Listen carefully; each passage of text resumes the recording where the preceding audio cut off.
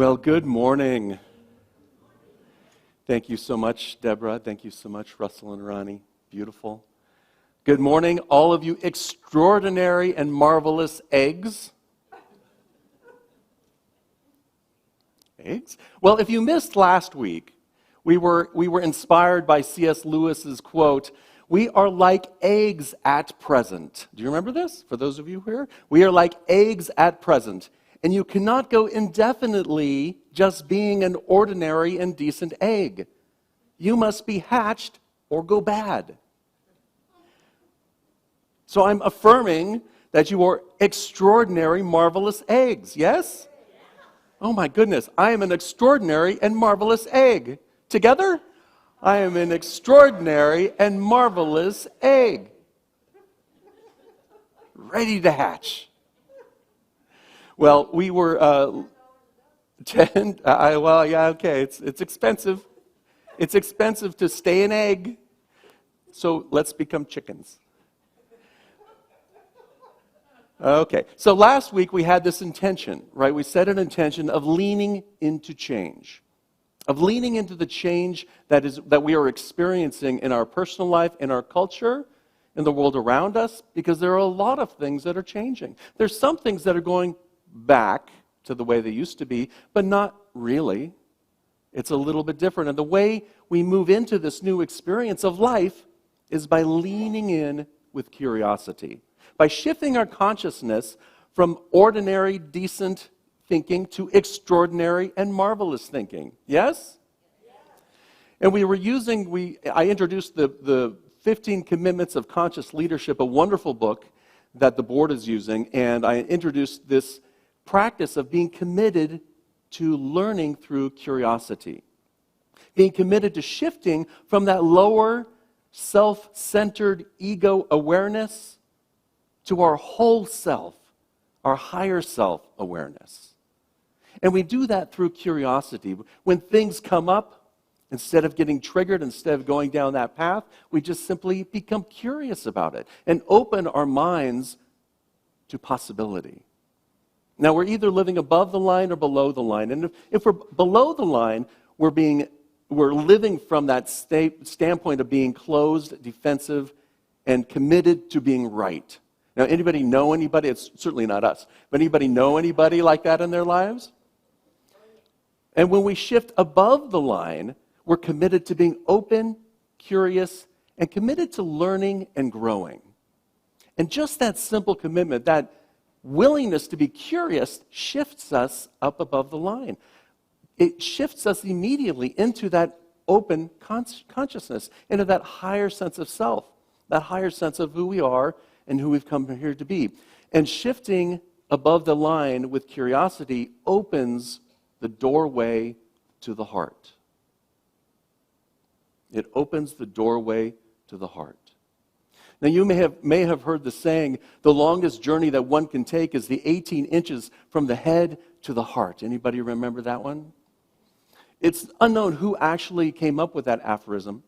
But the idea here is that we are shifting from our thinking, our intellectualizing, to truly feeling the emotion, feeling it in our heart, at a heart level.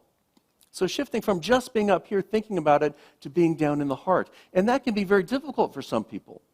It can be very challenging to get out of that intellectual concept, that intellectual mind, and shift into our heart so we can have a greater sense of knowing, a greater sense of feeling and being.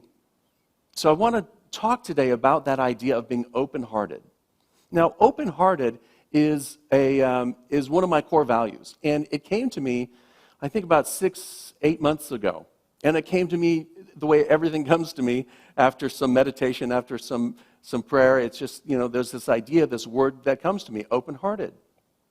And I didn't really know what it meant, but I put it on my card anyway, my values card. And I said, okay, I'm here to be open-hearted. Now, what does this mean? How do I show up like that? And what I found very quickly is that it is, the first aspect of it is listening with an open heart. And the way I figured this out is I was in a conversation with a board, not at this church, but another board that I'm on, And there was some contention in the air, and there was some frustration in the air, and there was some questions about what we were doing, whether it was right or wrong. And I started to get caught up into it. I started to intellectualizing it. Well, what are we really here for? And who's the audience that we're serving? And how can we, and just started thinking about it, and I started getting caught up in the anxiety and the emotions. Have you ever experienced that, where you get caught up in the story? And then I remembered my core value, and I just said, okay, open-hearted. And that shifted me immediately. My mind stopped. It stopped intellectualizing. It stopped trying to fix everybody. It stopped trying to complain about what everyone else was doing. And all of a sudden, I was open and listening from a space of harmony, a space of compassion, a space of trying to understand, of really listening to what's happening. It was amazing to me that just that one phrase, be open-hearted, was enough for me to shift above the line. So often in conversation, you may realize or recognize this when you're in a conversation with somebody. So often the brain is ticking along. What am I going to say next? Right? Oh, here's a good line. I wonder when I can get it in. I keep waiting for that opening. 15 minutes later, I bring it in. Oh, that was 15 minutes ago. Nobody even remembers the conversation. You know the key to comedy, right? Anybody ask me? Go ahead, ask me. What's the key to comedy? Timing. Okay, yeah. There's no timing. But that's what we're doing. We're sitting and we're thinking, how am I going to show up? What persona am I going to put on? How should I act? How should I look? You know, we're putting on a mask in this conversation, and it's all driven by this thing in our heads, by this thought tyrant, if you will. We're thinking about how we can fix that. Oh, I know exactly what's going on in that person. This is what they need to do. You should, I can't believe that they're talking about this again. You should leave him. You should leave her. You should go to a different doctor. You should, not go to a doctor. You should do this. You should do that. All of these things come out because our brain is doing what our brain is supposed to do. Think and give you ideas. And we're stuck in the head so much that we can't get into the heart. How can I fix it? How can I act? We start judging people. I can't believe that Nick Bosa is now the highest paid defensive NFL player in the history of the NFL. And we have him for 5 years. See, that's what our brain does, right? It gets distracted. I can't believe. I wonder how the Niners are going to do this year. I'm a big Sharks fan, but yeah, that's 5 years out. Anyway, all because we're in our head and we don't get down into our heart. So listening with an open heart, being truly present with someone, it's deep listening. It's not listening with any dialogue going on in your cuckoo head, right? It's soaking in the conversation so that you can allow creativity, allow possibility to emerge, to allow that sense of knowingness to come and then connect with one another. Connect with one another heart to heart. Being below the line is, in terms of being open-hearted, is when we're self-centered ego is in charge, where we're committed to being right, being the star, being the center, and not really caring that much about the other person, because it's all about me. When we're above the line and we start to listen with our heart, we become a friend. We allow the deep wisdom of spirit that's within us to flow. We allow ourselves to be present to one another and be a present. And that's the first aspect that I came up with. The second aspect of being open-hearted is that we have a deeper relationship with our own feelings, a deeper understanding of what is going on within us when we're open-hearted. It's developing our emotional intelligence, if you will. Now, the fifth commitment in the book, the fifth commitment of one who is leading and living from that higher state of consciousness, is to feel all of the feelings. When you get into your heart, all of a sudden, there are all of these things going on in there, all of these feelings that pop up, that sometimes we're just not used to dealing with. Right? That's why we go into our head. We turn off that part of ourselves so that we don't have to deal with all of that emotion. In the book, they say feelings not only add to the richness and color of life, but are also an essential ally to successful leading, to successful leadership, to successful spiritual living, because it gets us more in tune with the whole of us.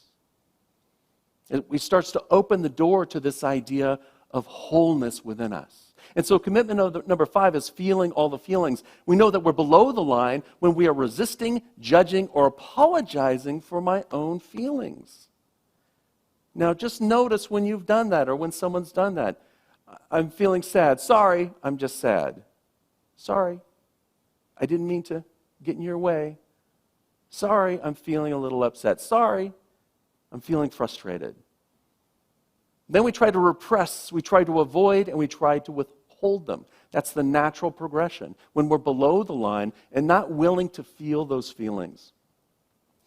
Becoming above the line, shifting above the line, according to the book, is when I am committed to feeling my feelings all the way through to completion. They come, I locate them in my body, and then I move, I breathe, I vocalize them so that they release all the way through. So I'm not stifling any part of it. And I'm also not reacting to them. I'm allowing them to express themselves. So the practice of feeling the feelings, what they say in the book is first, what I say, be open-hearted.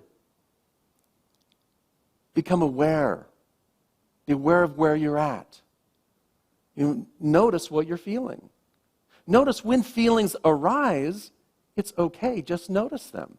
You can ask the question, what am I feeling now? Go ahead, ask the question, I'll wait. Thank you, Joe. You might be feeling intrigued or curious. You might be feeling thirsty. You might be bored and distracted. We all get there sometimes. We might feel inspired. We might feel inspired and hopeful. So the question is, locate those. Understand what the feelings are. And then locate it, where is it in your body? Where are you? Because there's sensations in the body. Always. That's why whenever we hear all the statistics, when we're angry all the time, our body starts to break down, we get frustrated, we get ulcers, all of those things happen. So locate the sensation in your body. Breathe. And allow those bits and pieces of your body to do what they do. Just allow it to be. And then move the energy. Right? The emotions are just energy within us, so move it. And whatever you do, kind of match the tone of the energy. So if I'm really angry and frustrated, I'm going to turn on a great song and start rocking out. I might go on a hike. Something to move the energy in the moment. It's really, the way I like to look at it is, it's like a boiling water. Right? The pot of water. The water is your emotions. The flame are the stories, the beliefs, the myths that you've starting to tell yourself, the thoughts, the below-the-line thinking that start to bubble up and heat the water until it's bubbling, until it's roiling, until it's boiling. Anybody boil before in their life? And it will continue to go until the water is gone, till it dissipates, till we burn out. All we have to do, though, is turn off the heat, turn off the story, shift out of those habitual stories, shift out of those, false ideas about yourself, those ideas of lack and limitation, those ideas of not enough, of not being enough, and certainly they are not enough. And we shift out of that by curiousness. And as soon as we do that, we shift back into our heart. It's like you turn off the flame, and how long does it take the boiling water to come back to room temperature? As long as it takes. But it's not going to keep going up if you don't give it the fuel. It's going to naturally cool down. And you will naturally cool down. And the scientists say if you just allow that, I don't remember the names of the scientists, but I've seen a couple of different researches that say it takes about 90 seconds for the emotion, for the chemicals, for everything to just drain out of you, to allow yourself to become present again. So feel all the feelings. Give yourself permission to feel all the feelings. And notice where it is in your body, and then allow it to just be without any story, and it will pass through you. And then go back to the heart. The third aspect of being open-hearted that for me is just so important and powerful is that being open-hearted opens the door to your spiritual wholeness.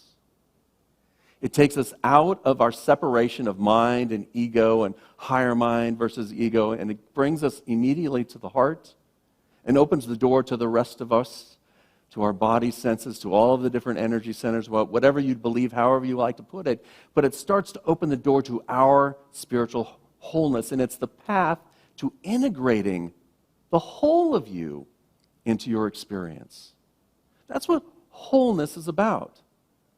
We're whole, we're one in spirit, we're one in God, we're one. God is in you like the ocean is in the wave, and that is all part of you, and this is the whole of you, my ego and all. So when we become open-hearted and start to sink into that spiritual energy of the divine love, as I like to call the harmonizing energy of spirit, when we begin to sink into that, it quiets the inner tyrant of the mind, the inner tyrant of the self-serving ego. That part of us that is here, that is only really interested in, acquisition, possession, and control of things and people. That's only interested in hoarding and fortifying and dominating what's happening in their life. That self-focused ego that puffs itself up at the expense of others. That's closed, defensive, and committed to being right. That is committed to resisting, judging, and apologizing for my feelings. That is committed to repressing, avoiding, and withholding our feelings. It's not if, it's when. So don't worry about raising your hand. It's just when we find ourselves there. When we find ourselves there, that's the time to take a moment, take a breath, and say, be open-hearted. And interrupt that tyrant in your mind. I had an experience where, a couple days ago, where something happened and I was angry. It just, boom, right there. And in my mind, I was going around, well, they should, and this isn't right. And I'm like, oh my God, I'm a little 2-year-old again. Remember those terrible twos? That's what happens within us. That's the tyrant. That's the part of us that's just that self-centered ego that just wants everything the way they want it. And as soon as I said, whoa, get open-hearted again, it stopped. As soon as I said it. Our spiritual wholeness is that idea that we are one mind, body, and spirit. So you have heard it said, the longest journey one can take is 18 inches from the head into the heart. And what I have come away from that in the past was thinking, yeah, I'm going to leave the head behind and just live for my heart, but it's not about that either. Remember, the mind is curious. The mind is then open to see the wonders of God, to see the wonders of spirit, to wonder at the grand experience of life, to be present to all that is, to see and hear that still small voice, and then to move and put it into action in service to that higher consciousness. It is holding all of us sacred, for we are all magnificent, extraordinary, wonderful beings exploding and evolving into even greater sense of awareness of self, a greater sense of wholeness, and therefore a greater sense of community and connection with each other and the world around us. Felix, would you bring up our affirmation? I'm going to read our affirmation and then invite you to affirm it with me. And as I read it, just take it in, allow it to soak in, listen with an open heart. Don't worry if the words don't match up with yours. You can put in your own words, but just listen with your heart. With an open heart, I claim the presence of divine love within me. I listen, speak, and act with loving kindness.